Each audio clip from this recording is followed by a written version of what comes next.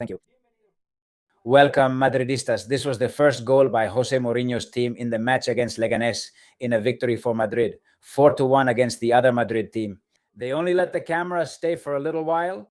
As far as I know, only 2 goals have been made public. One by Valverde after a play with Güler and another by Gonzalo. There was also an own goal by Leganés and one by Mastantuono. Only one play has been made public, an attacking move by Mastantuono.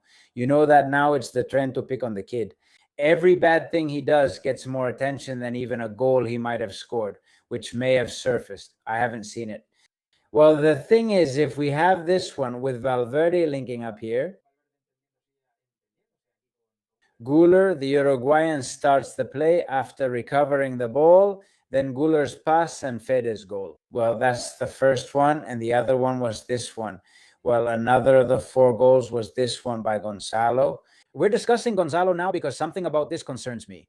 And with the offer they've made him, which supposedly comes from England because he's got plenty of money, even to pay him a salary, not quite like a Galactico, but still, as a very important player. Hey, for me, he is the top scorer in a Club World Cup.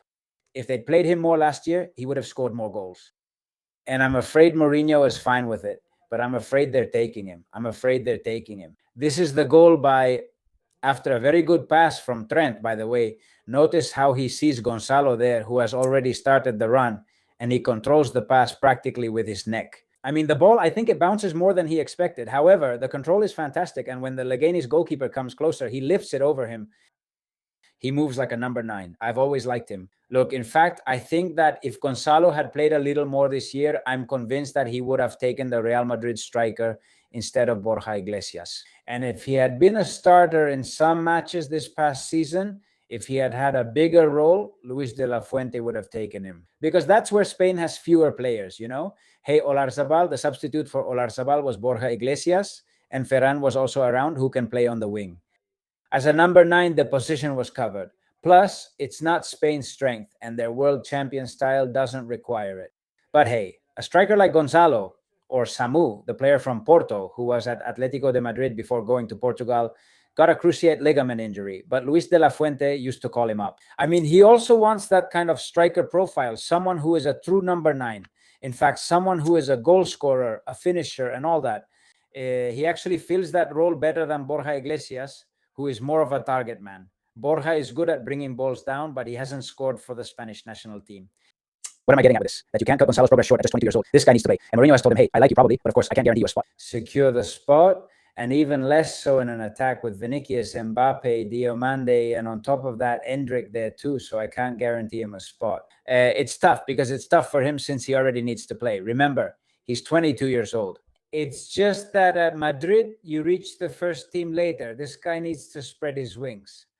Now then, of course, the offer is very tempting, overwhelming for a footballer who earns 1.5 million, 1.6, almost 2 million euros net at Real Madrid. Remember, he went from being registered with the reserve team to just a year ago being registered with the first team. And of course, the raise was already significant, but it stayed at 1.5 million. I think it was almost 1.6. I think this was what Jose Lu earned when he came on loan. And of course, he got to Arabia and he said, I don't know how much they gave Jose Lu in Arabia, but it was close to 10, right? They were giving him net. I don't know if it reached 10, but damn, I'm going over there. I love Madrid a lot, but man. And besides, in Jose Lu's case, already a veteran ready for a last big payday, he went over there. Gonzalo's case is very different, but if on top of that, he gets support, well, 2 things, of course. It's not just the offer of 5 million euros net per season for a contract of at least 5 years, but Arbeloa is also there. Arbeloa, who is the one who brings out Gonzalo's talent in Madrid's reserve team, can use him. And as Arbeloa said in one of his last press conferences, he would have liked to use more players, but he was trapped, like all Real Madrid coaches are trapped. I mean, it's tough. How is he going to put Gonzalo in as a starter? As a starter ahead of these players, right? So, well, look, now that he's there with that guy, he said, come over here. I'll guarantee you playing time. The club, they've all got plenty of money there, and they'll guarantee you this huge salary. So, of course, how could he not go? How could he not say yes?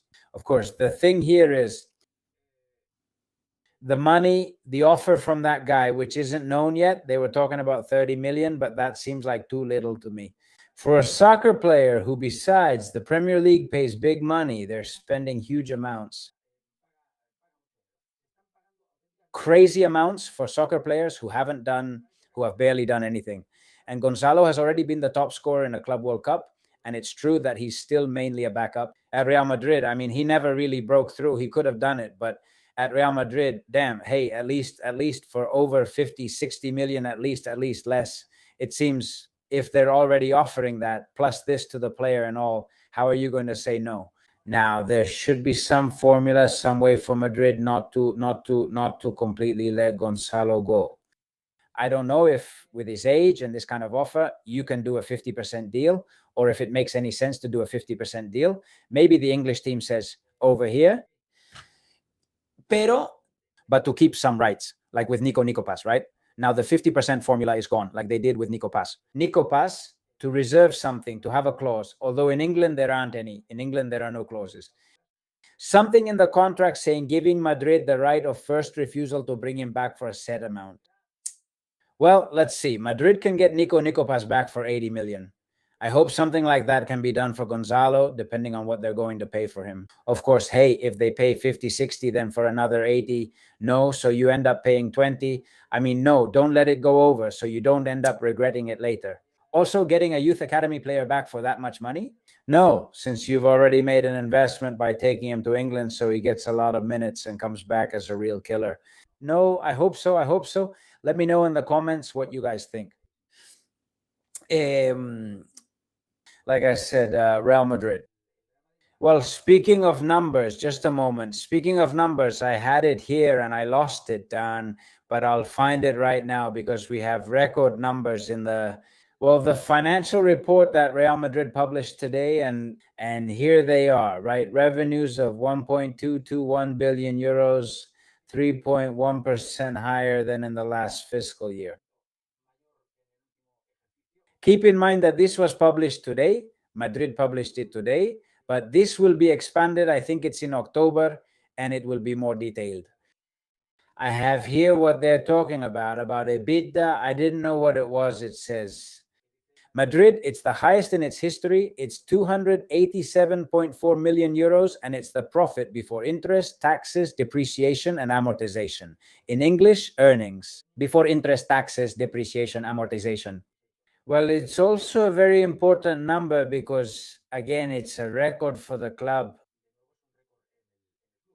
Real Madrid doubles its income. In fact, the Bernabeu's revenue is up 107 compared to before the renovation. Of course, before the renovation, we didn't have the congresses and the things they're doing now. However, Real Madrid expected more. Absolutely. Absolutely. As you'd expect. I mean, Real Madrid expected concerts that haven't happened and so on. This shows, look, the net debt is only 9 million euros. This shows that Real Madrid is financially very healthy and that it's the healthiest club in Spain financially. Yes, absolutely, without a doubt. Contrary to claims that Real Madrid is in trouble, the club is not. However, could Real Madrid need money? Well, that's what we've been saying since the last election process, even before that. Of course, Real Madrid would see those 500 million as a huge amount if they end up selling 5% or 10% of the club, right? For 10%, that's 1,000 million, but they're discussing 5% and 500. Well, obviously, is it so members have something tangible? Yes. But is it so Real Madrid can have money? Of course. I mean, look, could the economic situation be better? Well, of course it could. But is it the best in Spain? Of course, Real Madrid enjoys very strong financial health.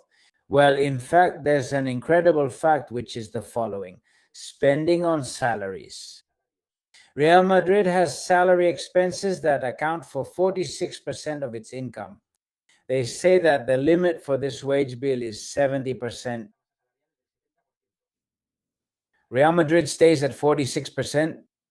Excellence is between 50 and 60. Real Madrid is even below that. I mean, come on, much more excellence, right? Than what you could demand from a healthy club, right?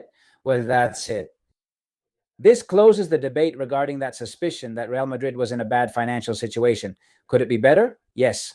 Is it bad? No, that's it. Well, today we also had images of Dumfries, not only during the medical checkup that we saw in the previous video and in those images from the morning, but also later on, training alone under Mourinho's orders and under the watchful eye of the Portuguese coach. He even spoke on Real Madrid television, saying that he is very proud to join Real Madrid and so on. He hasn't said anything really new either. And well, it excites us to see a guy, a guy who knows the right back position perfectly, who is a real workhorse, who offers a lot, both going forward and defending, maybe a bit less than Trent going forward, but more than Trent defensively. And I don't know, I've been telling you, let me know in the comments if you think differently from me or if you agree with me. To reinforce the story a bit, for me, the Dutchman comes before the Englishman. No matter how good the Englishman's passes are, today he gave one to Gonzalo, and no matter how good his delivery is.